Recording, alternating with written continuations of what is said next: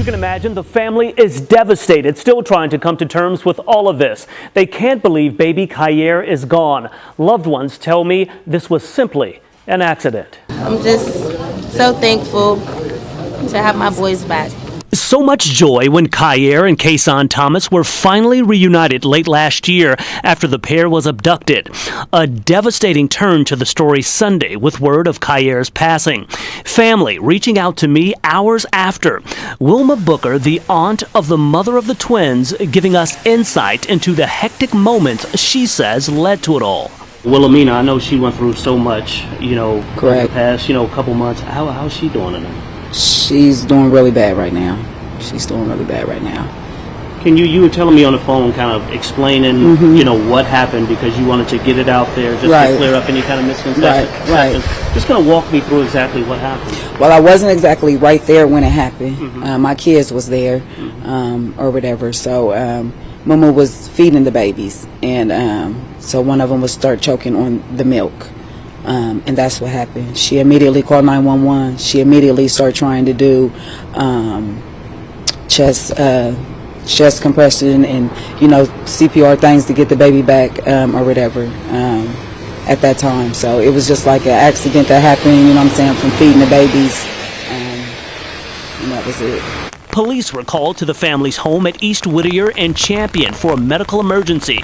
Medics and doctors did all they could, but it wasn't enough. Loved ones gave me a picture of Kyer from just Saturday night, sitting here next to his brother Kason, Kyer on the left. They can't believe, after all the family has gone through, that something like this could happen. I just want people to know that Mumu, is a really good mom. She loved her babies. She loves her babies. I don't want people to judge her, or, like they did last time. So I just wanted that to be known.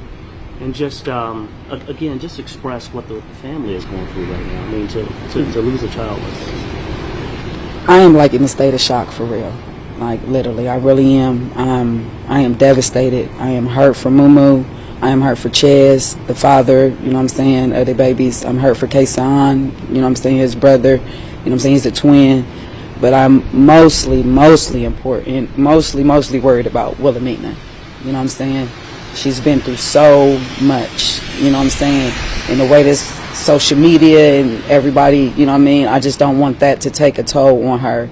I want her to keep being the great mom that she is. We were at Children's Hospital not long after Kyer's arrival there. Investigators gathering information, the family trying to come to terms with it all. The family tells me the mother of the twins has been rocked by all of this. She's been getting support from loved ones and faith leaders. Police indicate the investigation is ongoing into what happened. Rodney Dunigan reporting. What can be done to keep kids out of trouble, to keep them on the right track, to keep them alive? Serious questions and serious worries that top brass at the Columbus Police Department are working to answer. This is not just an enforcement issue. This is not just a police issue. This is not just a city entity issue. This is a community issue. Everyone should be concerned. Columbus Police Chief Elaine Bryant and First Assistant Chief Lashana Potts says it keeps them up at night, working to pinpoint ways the issue of youth crime and violence can be addressed. How can we solve these crimes? How can we relate better to the community? What can we do to give the officers the support they need? What resources can we come up with? Community involvement is key in being able to address a lot of the issues that we're seeing. You want to try to get these youth before they get to this point. You want to try to engage them. You want to try to make sure you're creating mentorship programs. You want to address the family issues. It's a holistic approach. From car thefts to murder, kids changing their lives, their futures, and that of their families in an instant. We are doing everything that we can to Bryant stressing from command staff to officers on the street, doing all they can to make a difference. Some of the issues, though, deep-seated. Because a lot of those children, they need counseling. They need better supervision. They need to be back in the school. They need, some sort of parental guidance. So there are different things that are occurring behind the scenes that we need to address. We have to find a way to save our kids.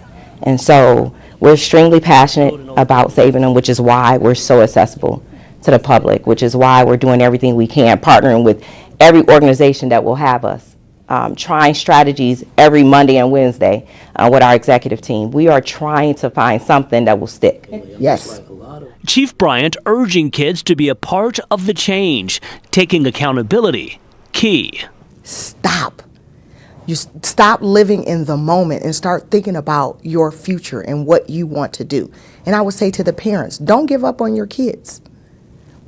Help us help them. The chief also tells me officers are working with a number of community groups trying to develop programs aimed at getting kids off the street and onto a better path. Right now, it's their #1 focus. The hope is that work will spark change. Rodney Dunigan reporting. Councilman Mitchell Brown has spent his life in service to the community. His mission and focus in life all started with the tragic death of his mother. That moment changed the course of his life and made him a part of history. The personal story is very relevant in a way that I became involved in emergency medicine. Came home and found my mom on the floor. I called the police, which was the person you call at the time. 2 police officers came to the house. They looked at my mom and said she had been drinking and therefore they were not going to transport her to the hospital. I picked her up and carried her down the stairs, took her to the hospital. She laid in the corridor of the hospital for 45 minutes and she died 5 days later. As a young man in Pittsburgh, Pennsylvania, taking those emotions and using them to make a difference. A medic in the military, applying his skills as a member of Freedom House Ambulance Service. There weren't ambulances as we think about them today. People today assume that if I get sick, I dial 911 and somebody's going to show up. It was up to us at Freedom House to provide that care. Founded in the 1960s to serve the predominantly African-American Hill District of the city, providing needed care to an underserved community. Their efforts being highlighted in a new PBS documentary. When you get sick, you call the cops or you call funeral directors. And they were the ones who were handling emergency medicine. It wasn't called emergency medicine. Once you call Freedom House, you're calling someone that's going to make a difference in this person's life. Freedom House literally breaking medical ground, training personnel in techniques that were unheard of at the time in emergency transportation care. Their work setting the stage for what we see today. Brown even pointing out to us the quick care Buffalo Bills player Damar Hamlin received after his shocking on-field collapse. We were defibrillating people outside the hospital before anybody even knew what it was all about. And it sort of resonates even more significantly today when you think about the football player, Damar Hamlin, being defibrillated on the football field. We were doing that in the early 70s. Brown tells me he's glad to know the work of Freedom House is being highlighted. He believes the team is an important part of history and their story needs to be told. Rodney Dunigan reporting. A focus on unity, a message of nonviolence. The Linden community coming together as one. All right, here we go, Martin Luther King. Remembering the life and legacy of Dr. Martin Luther King. So if everybody can slide to the side. Creating an important lesson for neighborhood kids. This is what it's about. It's about the young people.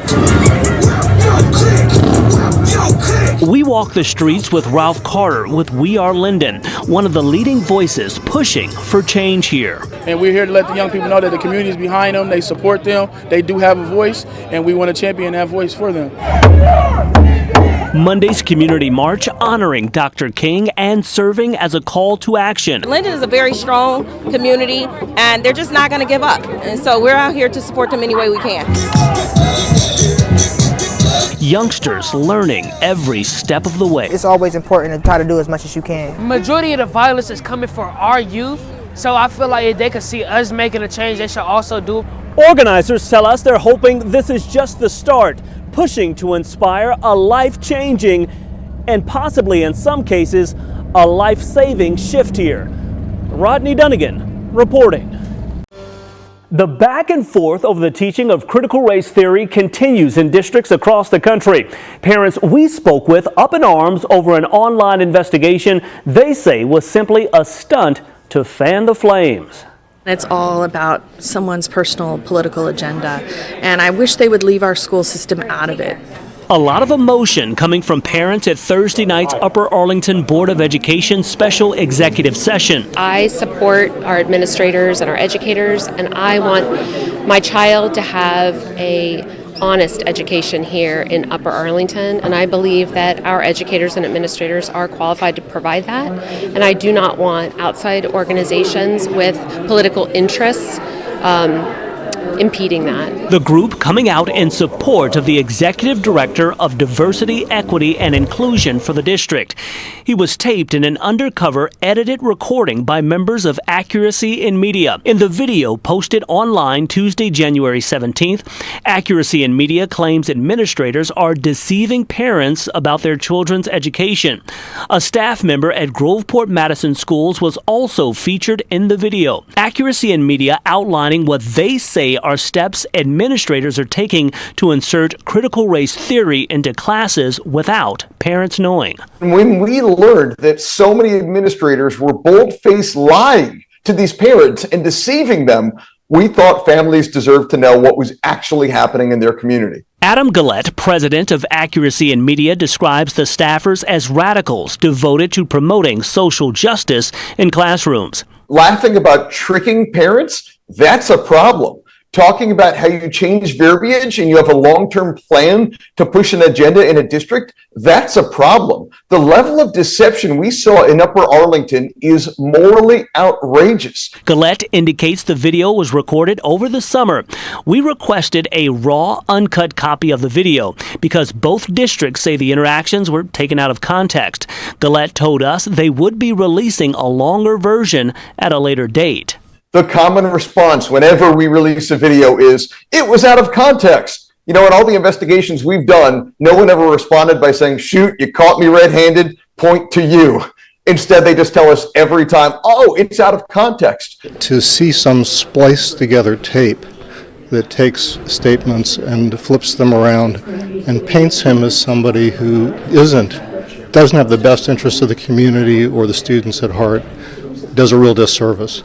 And I don't think that communities should be subject to that kind of propaganda. I think they need to respond to it strongly because it sows division. The Upper Arlington School District released a statement saying, in part, while we remain committed to DEI, critical race theory is not part of the district's academic program. The district follows the state learning standards and all laws in effect related to public education. We know the video was recorded with a hidden camera and under false pretenses by a man and woman who claimed to be interested in enrolling a student.